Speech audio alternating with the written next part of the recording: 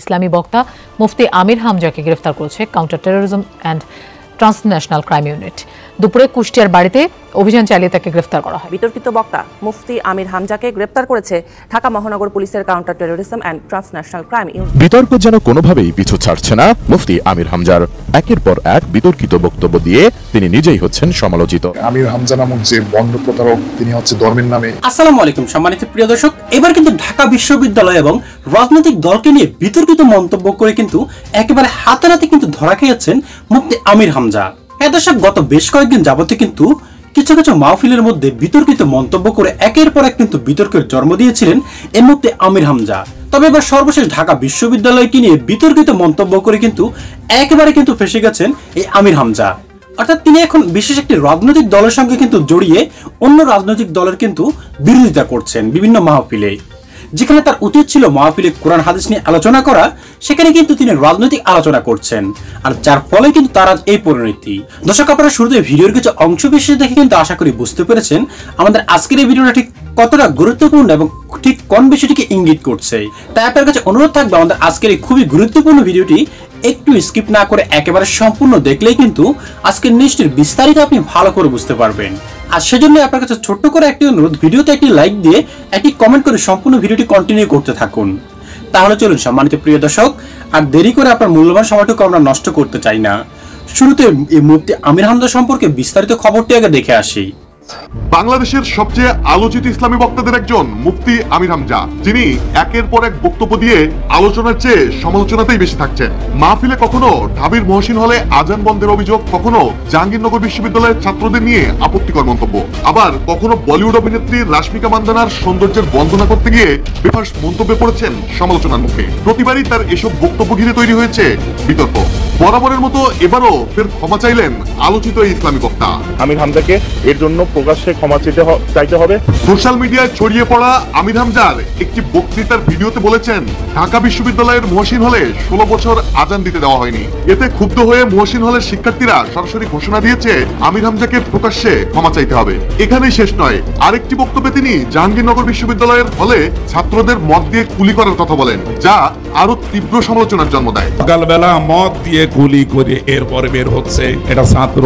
Social মিডিয়ায় তীব্র প্রতিবাদের ঝড় উঠতেই হামজা এবার সুর নরম করেছেন, বলছেন আমি আর এসবের মধ্যে নাই, কোরআনের তাফসীর ছাড়া আর কিছু বলবো না। রোববার গণমাধ্যমকে দেওয়া সাক্ষাৎকারে তিনি স্বীকার করেছেন, রাজনৈতিক বিষয়ে না বলার জন্য জামায়াত নেতারাও তাকে সতর্ক করেছেন।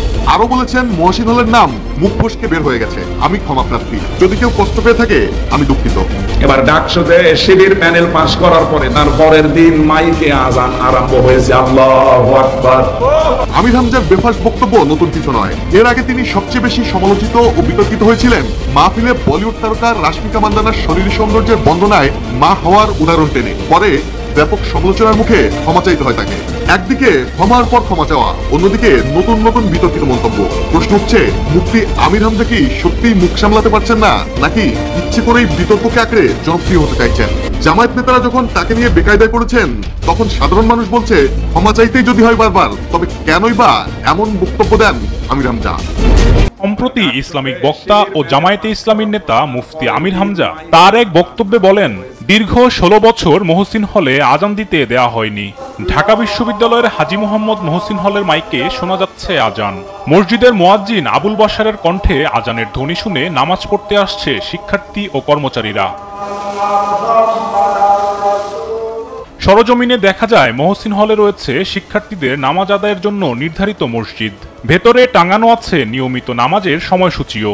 1967 সালে স্থাপিত হওয়া ঐতিহ্যবাহী এই হলে নিয়মিত আজান হয় বলে জানান সংশ্লিষ্টরা। মিথ্যাটা 100%। এখানে আমি 1974 সালের 14 আগস্ট এখানে আসছি, নিয়মিত আমার আগে অনেক মুসল্লি নামাজ পড়ছে, ইমাম সাহেব নামাজ পড়ছে, এখন তো আমি পড়ি, আর বর্তমানে আমি মুয়াজ্জিন। তবে আমির হামজার এমন বক্তব্য সম্পূর্ণ মিথ্যাচার বলছেন এই হলে দীর্ঘদিন যাবৎ কর্মরত কর্মচারীরা। আমি এখানে 22 বছর যাবৎ চাকরি করতেছি। আমার এই চাকরি লাইফে আমি কখনো এমন ঘটনা দেখি নাই। এটা যে ব্যক্তি বলছে উনি কাজটা খুবই খারাপ করছে, এটা মহসিন হলে হয় নাই, কখনো হয় নাই, আমরা দেখি নাই এই বয়সের ভিতরে। 1993 থেকে এই পর্যন্ত আমরা দেখি নাই কখনো যে মহসিন হল মসজিদে আজান বন্ধ ছিল। হ্যাঁ, আমি এটা মিথ্যা স্যার, সম্পূর্ণ আকারে মিথ্যা স্যার। মিথ্যা বলাটা ঠিক না। এখন এই জিনিসগুলা না বলাটাই উচিত ছিল, যেহেতু মহসিন হলের নামে আমরা কোনোদিন দেখি নাই। আমি এখানে অনেক ছোটোবেলা থেকে এখানে আমি কোনোদিন দেখি নাই যে এখানে নমাজ না হয়েছে, আজান না দেওয়া হয়েছে, এরকম কোনোদিন আমি দেখিনি। এ সময় আজান নিয়ে ভিত্তিহীন মন্তব্য করায় মুফতি আমির হামজার সমালোচনা করেন শিক্ষার্থীরা। এমন মানসিকভাবে বিকারগ্রস্ত একজন লোককে জামাতের দল থেকে সংসদ মনোনয়ন দেওয়াটা কতটা যৌক্তিক তারা ভালো জানে। উত্থান পরবর্তী সময়ে এই রাজনীতিক যে চর্চা হচ্ছে, এই সময়ে এই ধরনের গুজববাজদের দলে অন্তর্ভুক্ত করা এটা রাজনীতির জন্য ভালো না, নিজের দলের জন্য ভালো না। আমির হামজা নামক যে বন্ড প্রতারক, তিনি হচ্ছে ধর্মের নামে, ইসলামের নামে বাংলাদেশের বিভিন্ন জায়গায় পথে প্রান্তরে তিনি হচ্ছে এরকম মিথ্যাচার বরাবরই প্রতিনিয়ত করে থাকেন। এদেশের এরকম ভিত্তিহীন বক্তব্যের মধ্য দিয়ে তিনি কোনো রাজনৈতিক পারপাস সার্ভ করতে পারবেন কি পারবেন না, সেটা হচ্ছে আমার মনে হয় ওইভাবে হবে না। সত্য মিথ্যা যাচাই না করে একটা বক্তব্য দিয়ে মানুষকে বিভ্রান্ত করা ঠিক হয়নি। উনি ওনার কোনো পারপাস সার্ভ করছে কিনা সেটা আসলে উনিই জানেন। উনি হয়তো কোনো পারপাস সার্ভ করতে চাইলেও করতে পারে। এছাড়াও আমির হামজা তার এক বক্তব্যে জাহাঙ্গীরনগর বিশ্ববিদ্যালয়ের শিক্ষার্থীরা মদ দিয়ে কুলি করে বলে মন্তব্য করেন। মন গড়া তার এই বক্তব্য রাজনৈতিক উদ্দেশ্যমূলক ও বিশ্ববিদ্যালয়ের ভাবমূর্তি ক্ষুণ্ণ করার অপচেষ্টা বলছেন শিক্ষার্থীরা।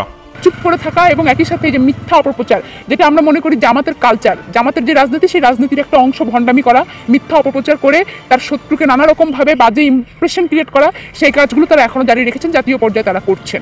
ক্যাম্পাসের যে ভাবমূর্তি সেটা আসলে পুরোপুরিভাবে ক্ষুণ্ণ হচ্ছে। উনি বলেছেন কি সকাল উঠে মদ দিয়ে কুলি করে, তো এটা নিয়ে যখন গ্রামের একটা মানুষ শুনবে, তিনি নর্মালি মনে করবে ও জাহাঙ্গীরনগরে যারা পড়ে তারা সবাই মনে হয় এরকম। ওনারা আমি আগে থেকে ভালো জানতাম, কিন্তু এগুলোর বিপরীতে আমাদের অ্যাকশন নেওয়া উচিত, মানে প্রশাসন থেকে অ্যাকশন নেওয়া উচিত। আমির হামজার এমন বক্তব্য সম্পূর্ণ মিথ্যা উল্লেখ করে এর প্রতিবাদ জানিয়েছে জাহাঙ্গীরনগর বিশ্ববিদ্যালয় প্রশাসন। তার এই বিশ্ববিদ্যালয়ে ভর্তি হওয়ার বিষয়টি অসত্য বলেও নিশ্চিত করেছে কর্তৃপক্ষ।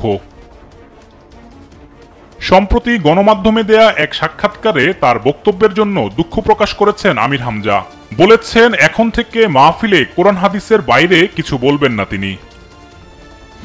সম্মানিত দর্শক শ্রোতা, এই মুফতি আমির হামজা সম্পর্কে যে ভিডিওগুলি আজকে আপনারা দেখলেন, এতে করে তিনি যে মন্তব্যগুলি করেছেন এবং তারপর ক্ষমাও চাইছেন, এটাকে তিনি ঠিক করেছেন?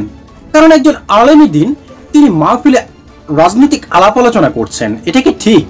যেখানে তার কথা ছিল কোরআন হাদিস নিয়ে এবং মানুষকে ইসলামের পথে নিয়ে যাওয়া, সেখানে তিনি রাজনৈতিক আলাপ আলোচনা করছেন এবং বিশেষ একটি রাজনৈতিক দলের হয়ে অন্য রাজনৈতিক দলের নেতাকর্মীদের নিয়ে বেশ বিতর্কিত মন্তব্য কিন্তু করছেন গত বেশ কয়েকদিন যাবতই, আর যার ফলেই কিন্তু তার আজ এই অবস্থা।